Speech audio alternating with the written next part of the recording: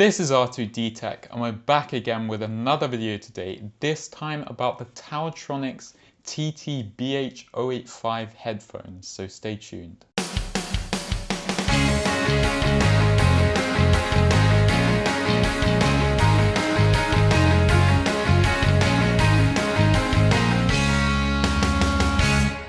So before we start, TaoTronics, like Sony, should definitely have a look at their naming scheme because, to be honest, it's just a bit of a mess. We've got all sorts of numbers and letters that just don't really make any sense, so yeah. So the BH085s are a budget pair of headphones, and their most important feature is that they do have active noise cancellation. Now these headphones are kind of the successor to the SoundSurge 60s, and they have a number of improvements while having a few drawbacks as well, so let's get into it. In terms of design, I think TaoTronics have improved the design since the SoundSurge 60s. They look a lot sleeker and nicer now, in my opinion. Now they are made almost entirely out of plastic, however, considering that even a lot of Sony's most high-end headphones are also made almost entirely out of plastic, I don't see this as a massive disadvantage. These headphones don't really feel cheap in any way, and I think for the price, it's a pretty good build quality, to be honest. They also are incredibly sturdy. You can twist them around in any way and they won't have any creaks or cracks whatsoever. Now, the ear cups and the headband are made out of a mock leather, unlike some of Bose's more premium headphones.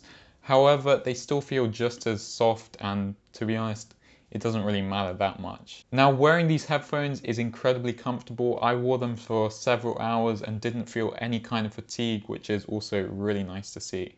Now, moving on to the controls on these headphones, and I think this is an area where they're kind of a little bit weak. Now, running through the buttons on these headphones, you're getting volume up and down buttons, which also can control whether you skip tracks or go back one track. You're getting a power button, which also controls play, pause, and pairing.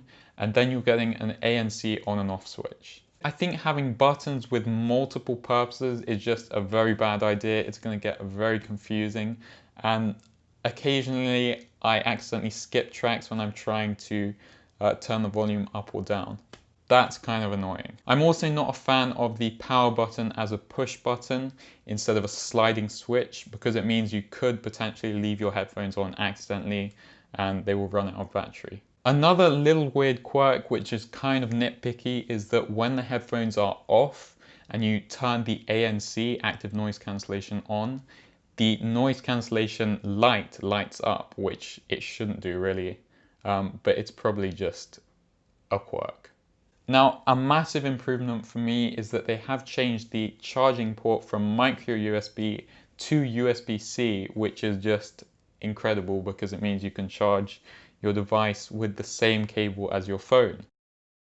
You're also getting a 3.5mm headphone jack, and when the headphones are off and you plug them into your computer through that headphone jack, you can still listen to music or whatever. So moving on to the battery now. So TaoTronics claim that you can get 40 hours of playback, which would be pretty incredible. That's more than pretty much any headphones that I know of. But in reality, you're getting more like 20 hours, so half of what they claim. Even that number is pretty good, comparing it to the Bose 700s where you get around 22 hours of playback. So they can compete with much more premium headphones. It's just a little bit weird that TaoTronics would get it so wrong on their website. So now let's move on to the actual sound quality on these headphones. And personally, for the price, I think they're really good. They're maybe a little bit heavy on the bass. However, I think most people would be very pleased with them. They do also get sufficiently loud when you're playing music outdoors, which is also really good to see. So if you're on a busy street, then that's where the active noise cancellation comes into play.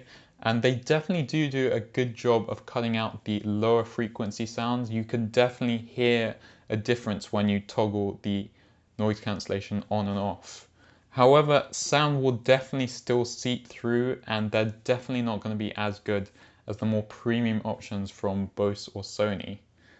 That can't really be expected for the price you're paying. If you don't want the active noise cancellation on, for some reason, then the fact that they're over-ear headphones does still mean that you will get quite a lot of noise cancellation anyway, but it will be passive noise cancellation. Now the next thing to move on to is the microphone, and this is another area where these headphones are quite weak.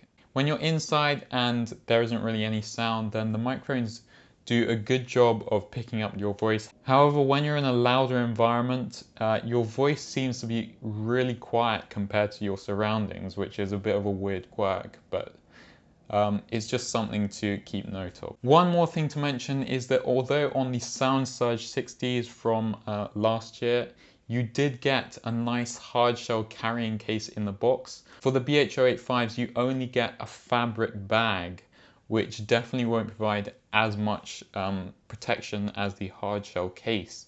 So it's definitely a downgrade in that regard. However, overall, I think they are a great pair of headphones for the price you're paying. In most places, you're going to be able to pick these up for around £50 or $50, which is a pretty amazing price for the features you're getting. You're getting pretty good sound quality, active noise cancellation, and a pretty decent build quality for the price. So I think they are a great pair of headphones if this is the kind of budget you're looking for. That's it from this video. If you liked it, please press the thumbs up button. If you loved it, please consider subscribing.